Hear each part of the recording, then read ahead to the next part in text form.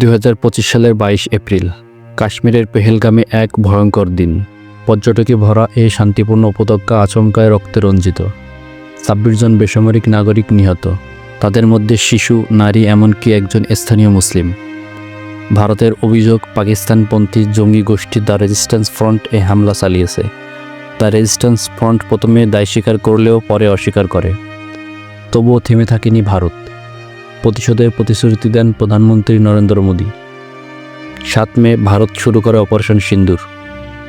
কাশ্মীর ও পাঞ্জাবের সীমান্ত পেরিয়ে পাকিস্তানের 9টি এলাকায় মিসাইল ও ড্রোন হামলা চালায় ভারত। ভারতের ভাষায় তারা সন্ত্রাসীদের ঘাঁটি ধ্বংস করেছে। কিন্তু পাকিস্তানি দাবিতে উঠে আসা বিভীষিকাময় সত্য, 31 জন বেসামরিক মানুষ নিহত, যার মধ্যে নারী ও শিশুরা আছে। আন্তর্জাতিক গণমাধ্যমও নিশ্চিত করে সেখানে কোনো জঙ্গি ঘাঁটি প্রমাণ মেলেনি। পাকিস্তান বলছে এটি সরাসরি যুদ্ধ ঘোষণা। প্রধানমন্ত্রী শাহবাজ শরীফ জরুরি বৈঠক ডাকেন। এরপর পাকিস্তান চালায় পাল্টা হামলা। অপারেশন বুনিয়ান উল মারসুস আঘাত আনে ভারতের পাঠানকোট, গুজরাট, রাজস্থান ও উদমপুরে। পাকিস্তান দাবি করে তারা ভারতের S-400 সিস্টেম ধ্বংস করেছে। সাইবার হামলায় বিদ্যুৎ গ্রিডও বড় ক্ষতি সাধিত হয়েছে ভারতের। ভারত অবশ্য এসব অস্বীকার করেছে। 10 মে এই রক্তাক্ত সংঘাতের পরে হস্তক্ষেপ করে যুক্তরাষ্ট্র। ডোনাল্ড ট্রাম্পের মধ্যস্থতায় যুদ্ধবিরতি ঘোষণা আসে। তবে তারপরও থেমে থাকেনি সংঘর্ষ। কাশ্মীরের শ্রীনগর ও জম্মুতে বিস্ফোরণের খবর আসে যুদ্ধবিরতির দিনেই।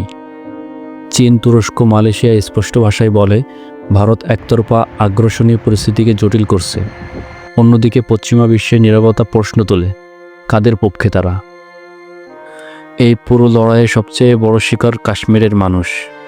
স্কুল বন্ধ, হাসপাতাল ও ঔষধ শূন্য, গ্রামে গ্রামে তল্লাশি আর সেনা টহল। শিশুরা ঘুমাতে পারছে না, মায়েরা কাঁদছে, পুরুষেরা নিখোঁজ। এই যেন জীবন্ত কারাগার। একজন বৃদ্ধ বলেছিলেন, বন্দুক আর বোমা নয়, আমরা একটু নিঃশ্বাস নিয়ে বাঁচতে চাই। নরেন্দ্র মোদী বলেন, সন্ত্রাস ও সমালোচনার সহাবস্থান সম্ভব নয়।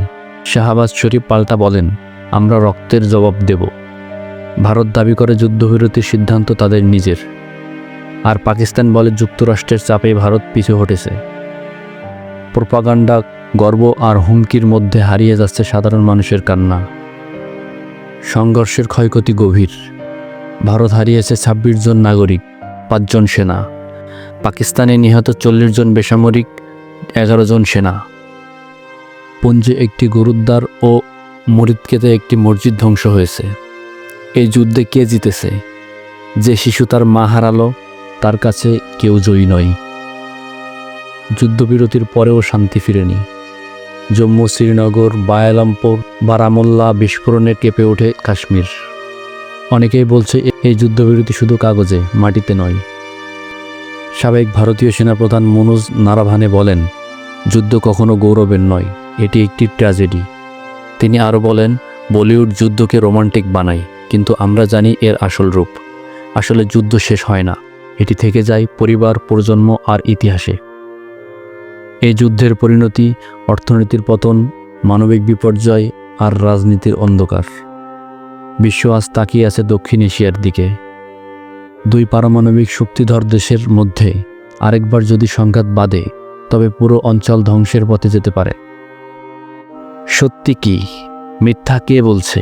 এখন সময় এসেছে প্রোপাগান্ডা নয়, বাস্তবতা দেখার। এই যুদ্ধে কেউ জিতেনি, মানুষ হেরেছে। কাশ্মীর আজও কাঁদছে। তুমি কি শুনছো না তার কান্না?